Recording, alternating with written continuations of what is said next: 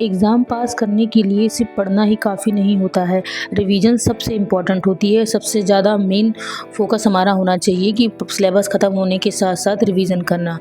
आज मैं आपको बताऊंगी कि रिवीजन का सबसे बेस्ट और स्मार्ट तरीका क्या है, क्योंकि सब हमें यूपीएसआई के लिए, स्पेशली यूपीएसआई के लिए जिसका सिलेबस इतना ज़्यादा है, उसके लिए हमें रिवीजन के लिए एक स्मार्ट स्ट्रेटजी अपनानी होगी। नहीं तो हमारा रिवीजन नॉर्मली हम पढ़ते रहेंगे, रिवीजन कभी ख़त्म नहीं होता।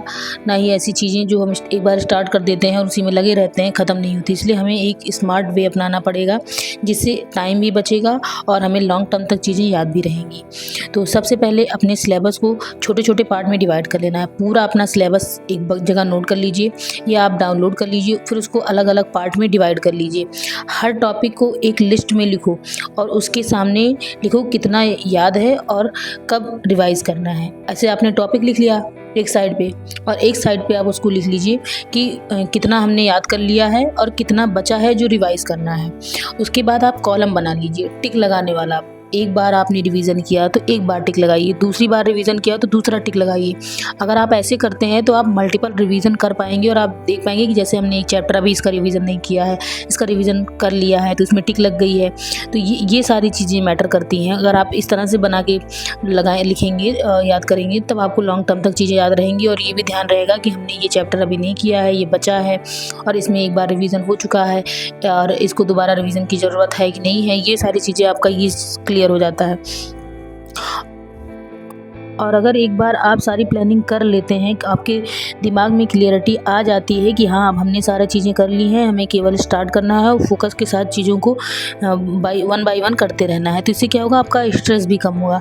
जैसे ही आपका स्ट्रेस कम होगा तो आपके ब्रेन में स्ट्रेस हार्मोन कम रिलीज़ होगा। तो इससे क्या होगा कि आपको चीज़ें याद करने में और चीज़ों को समझने में उतनी प्रॉब्लम नहीं होगी। जितना पहले आप प्रेशर में चीज़ें करते थे, जितना ज़्यादा दिक्कत होती थी, तो उन सब चीज़ों से आप बचेंगे, उन सब चीज़ों को आप अवॉइड कर पाएंगे। फिर क्या है कि जैसे मान लीजिए आपने कोई टॉपिक पढ़ा, ये दूसरी टिप्स है कि जैसे आपने कोई टॉपिक आप पढ़ा, आपने 2 पेज पढ़े, तो 2 पेज पढ़ने के बाद एक बार उस पेज को बंद करिए और उसको एक्टिव रिकॉल करने की कोशिश करिए। एक बार सरसरी निगाह से देख लीजिए और तीसरी बार में आप क्या करिए, उसको बंद करके टॉपिक को सोचिए कि पहले हमने ये पढ़ा। सबसे बेस्ट टेक्निक यही होती है। हम लोग के टीचर भी पहले बताते थे, अब भी बताते हैं जो टीचर, कि यही है कि एक बार आप बंद करिए कोई चीज़ों को और स्टेप बाय स्टेप अपने मन से सोचिए कि पहले ये याद किया, फिर ये लिखा, फिर ये लिखा, फिर ये लिखा। तो जैसे आपका स्कैनिंग टाइप हो जाता है, आपका वो पेज आपके दिमाग में स्कैन हो जाता है और लॉन्ग टर्म मेमोरी में सेव हो जाता है। और तीसरी सबसे इम्पॉर्टेंट चीज़ है आस्किंग क्वेश्चन। अपने आप से आप क्वेश्चन पूछिए कि कोई चीज़ हमने पढ़ा, इसका क्या आंसर था। जैसे कोई भी चीज़ कि पहली बार आक्रमण किस मुस्लिम शासक ने किया भारत पर, फिर आप अपने मन से सोचिए कि अच्छा मोहम्मद बिन कासिम ने किया था कि किसी और ने किया था। ऐसे ऐसे करके आप क्वेश्चन खुद से क्वेश्चन बनाने की कोशिश करिए और पूछने की, तो वो चीज़ें आपको लॉन्ग टर्म तक याद रहेंगी। और क्वेश्चन को पूरा ऑल अराउंड उसके रहिए कि इसके बाद ये हुआ था, लिंक करने की कोशिश करिए कि उसके साथ आपको दूसरा भी याद आ जाए। तो ये सारी टेक्निक होती हैं आपको लॉन्ग टर्म के लिए चीज़ों को, टॉपिक को याद करने के लिए।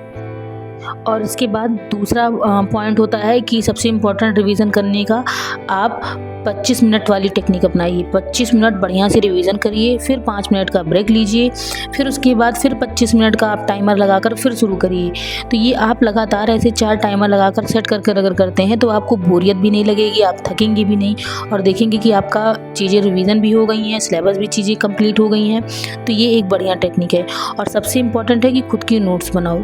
तो नोट्स बनाना, माइंड मैप करना, ये चीज़ें आपको लॉन्ग टर्म याद करने में बहुत हेल्प करती हैं। आप जितना दूसरी बुक से या दूसरे के नोट्स से याद करते हो, उससे कहीं ज़्यादा तेज़ी से याद होता है आपको अपने हैंड रिटन नोट से। आपने जो लिखा रखा है, तो जब आप पेपर में बैठते हैं, देखते हैं, आपको याद आता है अच्छा मैंने इस पेज पे इसको ये लिखा था, बाद में मुझे ये पॉइंट मिला तो मैंने इसको यहाँ ऐड कर लिया था।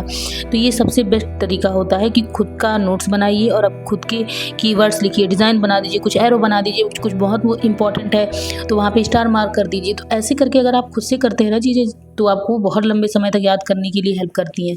आप लोग देखते होंगे जो बहुत अच्छे लोग हैं वो खुद की नोट्स बनाकर ही पढ़ते हैं।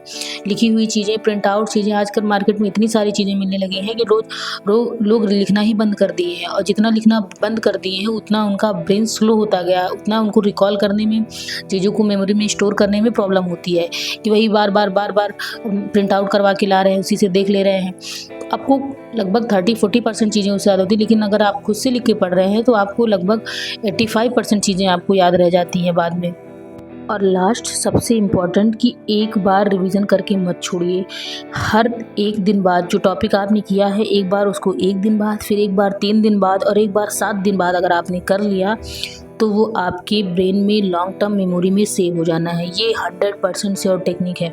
मैंने भी कुछ चीज़ें ऐसे, मेरे टॉपिक थे जो बहुत वीक रहते थे, तो मैंने उसको कई बार रिवीजन किया। एक बार किया, फिर दूसरे दिन किया, फिर उसके बाद तीसरे दिन, फिर 7वें दिन, फिर लगभग उसको मैंने 15 दिन पे किया, फिर 1 महीने पे किया। तो अब वो चीज़ें मेरे मेमोरी में सेव हो चुकी हैं, तो मुझे अब दोबारा उसको देखने की ज़रूरत नहीं पड़ती है। रट गई है, जैसे हमें पहले टेबल वगैरह रट जाती थी, फिर कभी बोलते नहीं थे, तो वैसे ही होता। क्यों? क्योंकि हम उसको बार बार पढ़ते थे, बार बार रिवाइज़ करते थे, तो एकदम सेट हो गया दिमाग में।